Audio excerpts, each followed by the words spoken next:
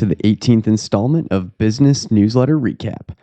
My name's Nathan Pohl, and when I'm not working on this podcast or dreaming up business ideas, I'm running Google ads for Tommy's Express. If you've got a busy schedule like me, you're in the right place. I'm here to bring you insights from some of the top business newsletters that I found actionable in short episodes, so you can think of this as your SportsCenter Top 10 highlight reel of business content.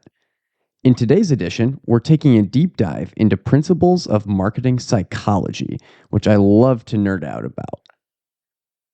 The first feature of the day comes from Katelyn Bourgoin's Why We Buy newsletter. Katelyn is a brilliant marketer who we've referenced on the show before. She has a background in the brand strategy and consulting world before starting Why We Buy in 2020. Katelyn now hosts workshops and produces excellent content in the buyer psychology space, which I cannot recommend enough. Be sure to give her and the newsletter a follow after the episode. The edition we're looking at today is about omission bias. Omission bias is a phenomenon best described by a story. Imagine you have two coworkers that you message asking for help with a presentation that came up at the last minute. You're about to be tied up in a meeting for the morning, so you don't have much time to get it done. The first coworker, let's call him Bob, answers back right away, saying that he has time and can put together a few slides for you while you're in your meeting. The second, we'll call them Bill, reads the message but doesn't respond. You thank Bob and send him the slide deck, and probably feel relieved you at least have a little bit of support. Now, when you open the presentation after lunch, with the deadline looming, you see that Bob put the title on one slide, and that's it. Slide 2 hasn't even been created yet. You feel let down and disappointed in Bob that he wasn't able to help, and now you're stuck with a rushed presentation. Omission bias is where we tend to have stronger feelings towards Bob than we do towards Bill, who never responded and never did anything in the first place. Katelyn explains that in a consumer context, this means that a customer will naturally have more hesitation around taking action than not. People will often naturally feel safer passing up an opportunity to buy because the risk of regretting it feels more real than the risk of regretting the omission, not buying. As a marketer or business owner, then, you can flip this in the customer's mind by making it more risky not to buy.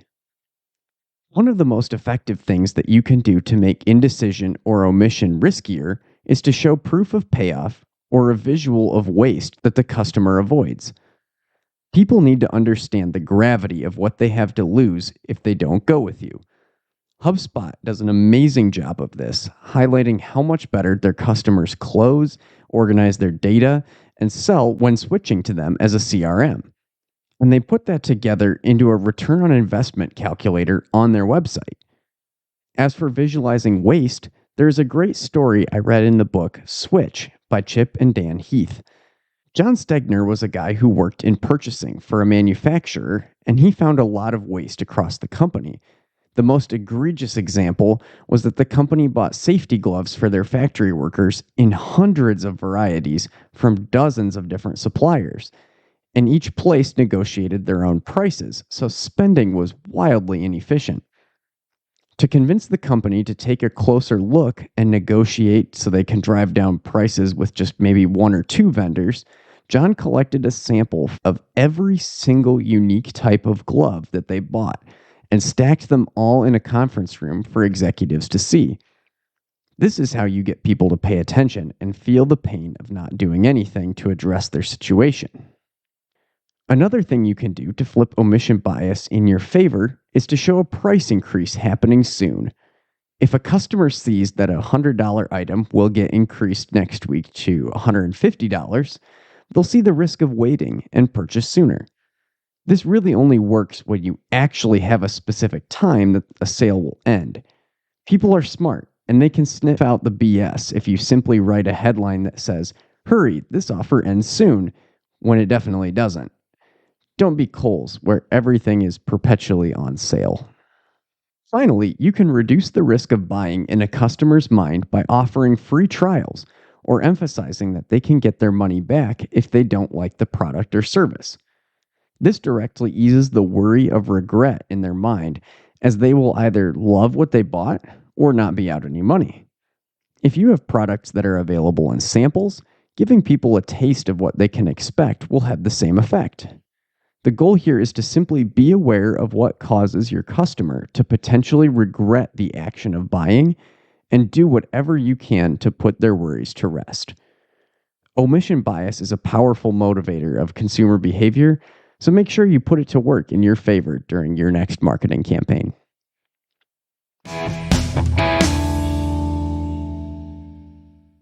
Hey, if marketing psychology is your thing, I've got another newsletter for you to read.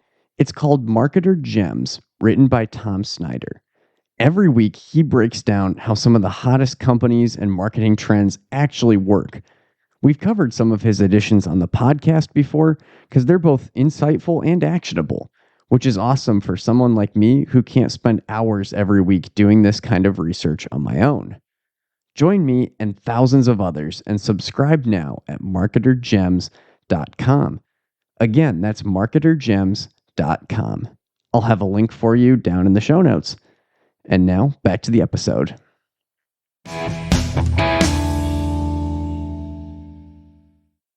Next, we've got 2 editions of the Psychology of Marketing newsletter, written by Stacked Marketer. If you're up to date on your episodes of our show, that will be a familiar name to you. But if you are new, they're a marketing media company with a couple of different newsletters that are great for anyone to stay up to date on marketing trends and tactics. In my opinion, though, the Psychology of Marketing is their best one, just based on how actionable it is. Every edition covers a topic in psychology and how to apply it to your marketing. The first one on deck is about the numerosity heuristic. Psychology is fascinating because it never seems revolutionary. A lot of psychological principles seem obvious when you say them out loud, but the thing is, we follow them all the time without thinking about it. The numerosity heuristic is one of those principles. In simple terms, the numerosity heuristic says that we like bigger numbers. Just think of when you were a kid. You probably thought 10 pennies were worth more than a dime. Or how when you go to a grocery store, a 2-pack of 8-ounce boxes of, say, crackers probably feels like a better deal than one 16-ounce box. A pizza cut into 8 pieces feels like more pizza than one cut into 6. No matter how illogical this is, that is how we tend to make decisions. That's the numerosity heuristic. How you put that to work for your business, then, is to highlight big numbers. The newsletter gave the example of a Disney Plus ad that showed a scroll of dozens of movies and shows to visually demonstrate their massive library. If you have an e-commerce product, you could advertise how much better the experience might be when buying multiples, or how much money you could save doing so. A lot of kids' toy infomercials back in the day utilized this by showing the toy itself and then advertise that you can get double the fun for the regular price. Kids especially are suckers for the numerosity heuristic. If you're in SaaS, you don't want to overwhelm your potential customers by listing out every single feature, but you could verbally highlight the number with a headline like, over 20 features to automate your email funnel. I see a lot of companies utilize charts that show what packages come with what features. And these are not only helpful for a customer to pick out what option is best for them, but if someone were to just glance at the chart, they would get a pretty good idea about the number of features just by how many rows are on the comparison. Hopefully, this sparks ideas of how you can utilize the numerosity heuristic in your business.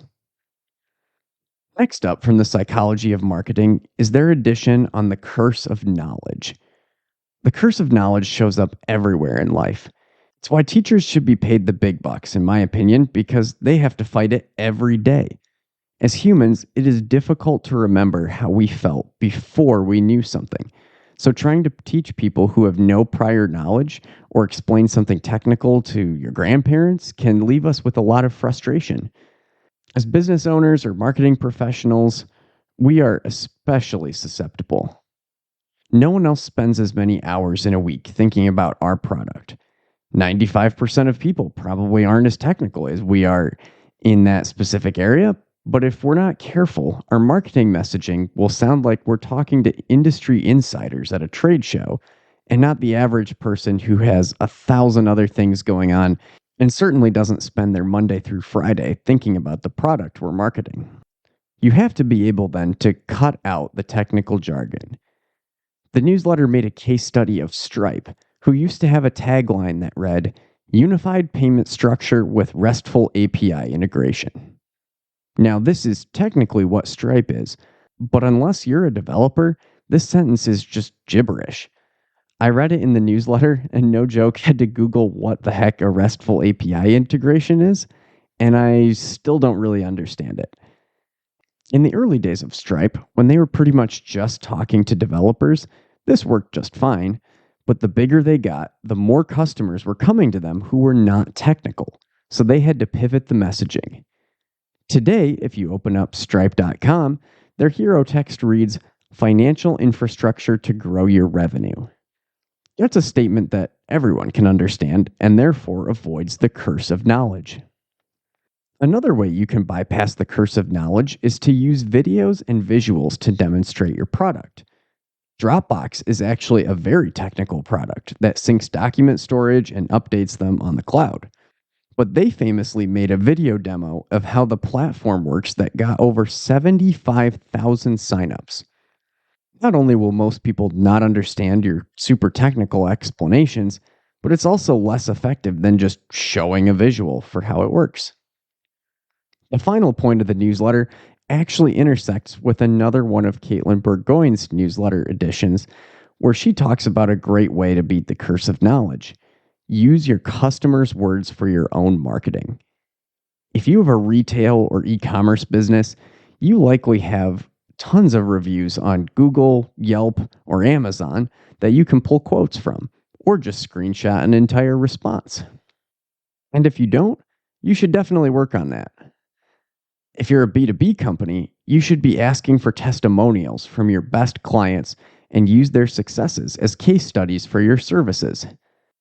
They do not sponsor the show, at least they don't yet, but if you need help getting testimonials from your customers, Speaking of Me is an awesome startup that makes it really easy to request and collect testimonials and turn them into content. I'll link to their site in the show notes. People trust the reviews of other people more anyways, but your customers are also great at beating the curse of knowledge because 90% of the time, their reviews are based exclusively on their experience as a buyer and not as an industry insider. Try pulling direct quotes from your reviews and testimonials in your next marketing campaign and see how effective it is. To recap our actionable takeaways from the episode, we covered omission bias and how you can flip it to your advantage by creating urgency, proof of ROI, and free trials.